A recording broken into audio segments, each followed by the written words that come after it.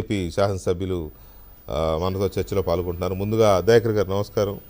Congratulations. Thank you very much. మొత్తానికి lucky unlucky Bhaskar నుంచి lucky Bhaskar జాబితాలో పడ్డట్టున్నావుగా. అన్నట్టే కదా ఇక తప్పదు. ఇప్పటిదాకా ఇంకోటి నీకు దాసోజు శ్రవణ్కి ఇద్దరికి అన్లక్కీ భాస్కర్లు అనేవాడు. ఇప్పుడు ఇద్దరు ఒకేసారి లక్కీ భాస్కర్లు అయ్యారు. అవును. So first of all me reaction ఏంటి? ఈ అవకాశం రావడం, చాలా ఉద్యమాలు చేసాం, మాల మహానాడు, తెలంగాణ ఉద్యమం, ఇప్పుడు కాంగ్రెస్లో ఒక బలమైన స్వరంగా ఉన్నావు కదా.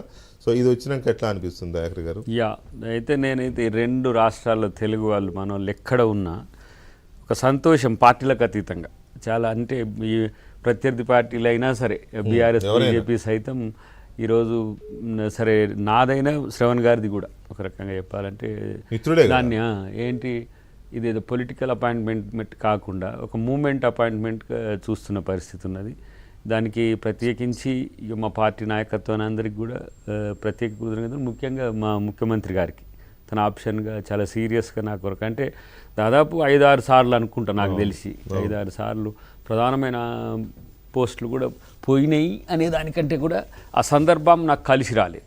సో ఈ వచ్చినదైతే నిన్నటి నుంచి నాకు తెలిసి మీరు ఇప్పుడు చూస్తూనే ఉంటారు, 1 నిమిషానికి 60 సెకండ్లు ఉంటే 90 ఫోన్లు వచ్చే పరిస్థితి వచ్చిందంటే ప్రజలకు ఎంత ప్రేమ ఉందో, ఆ ప్రేమ వల్లనే ఇలా ప్రజలు కూడా ఒక రకమైన ప్రెషర్ తెచ్చినట్టే. సోషల్ మీడియా కానీ, మీడియా కానీ, అంటే ప్రభుత్వం వచ్చి ఒక 14 నెలలు అయిన తర్వాత ఇంకా దయాకర్కి ఎందుకు అకామిడేట్ చేయలేకపోతుండ్రు అనేది కానీ, ఇంటర్నల్గా ఏం జరుగుతుందో నాకు కొంత అంశాలు తెలుసు. సో దాన్ని అన్నిటిని అధిగమించి ఇప్పుడు అవకాశం కల్పించినందుకు అందరం కూడా సంతోషంగా ఉన్నాం. సంతోషం అంటే మా పార్టీ కార్యకర్తలు క్షేత్రస్థాయిలో కూడా పనిచేసేటోళ్ళకు ఒక అవకాశం పార్టీ ఇస్తుందని ఒక నమ్మిక దీంతో కనబడింది. ప్రత్యేకించి ఖర్గే గారు కానీ, మేడం గాంధీ అయితే మొదటి నుంచి ఫస్ట్ టికెట్ నాకు ఆమె ఇచ్చింది 2014. రాహుల్ గాంధీ గారికి తెలుసు మొన్న ఫైనల్ అయింది ఎమ్మెల్సీ కూడా, కానీ కొన్ని కారణాల వల్ల, సోషల్ ఈక్వేషన్స్ వల్ల తీసేసినాం కాబట్టి దయాకర్ని అకామిడేట్ చేయాలనేది. ఇక్కడ బట్టి గారు కానీ క్యాబినెట్ అందరూ నోటీస్, మా వెంకటరెడ్డి గారు అయితే లెటర్స్ రాసిండ్రు, వెంకటరెడ్డి గారు కూడా లెటర్స్ రాసిండ్రు, ఫోన్స్ చేసిండ్రు. జానారెడ్డి గారు నా నామినేషన్లో కూడా ఇలా వారే ఉన్నారు. Very good. సో నాకు ఇంకోటి పాజిటివ్ టైంలో రావడం అనేది ఒక పాజిటివ్ ఎనర్జీ. అంటే అందరూ మంచిగా, ఉత్తమ్ గారు కూడా చాలా ముందు నుంచి ఆయన ఈసారి నీకు బ్రైట్గా ఉంటుంది Dayakar, I can help you అని చెప్పింది. బట్ ఏంటంటే ఏదో ఒక సందర్భంలో వచ్చేదానికంటే అందరితో సఖ్యత ఏర్పడిన తర్వాత రావడం, అందరి ఆశీస్సులతో.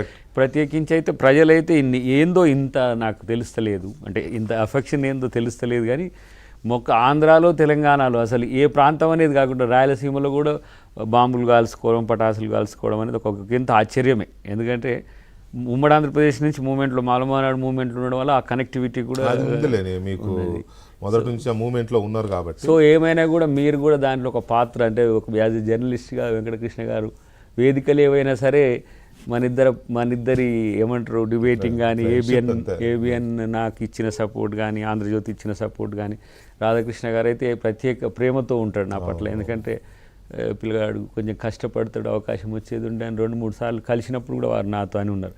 అంటే మీడియా సపోర్ట్, మీరు నేను ఏం చేసినా కూడా ఈ 12 సంవత్సరాలు అయితే చాలా నన్ను భరించిండ్రు మీరు.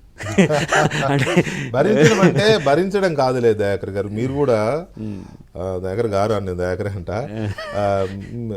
మీరు కూడా ఎప్పుడంటే అప్పుడు డిబేట్లకు కానీ, ఇంకో దానికి కానీ రావడం కానీ, లేకపోతే నేరుగా అసెంబ్లీ నుంచి మీ దగ్గర. అదే చెప్తున్నా, ఇవాళ కూడా చూడండి నామినేషన్ ఇంత జోష్ దీంట్లో కూడా నేను అడగగానే వచ్చావంటేనే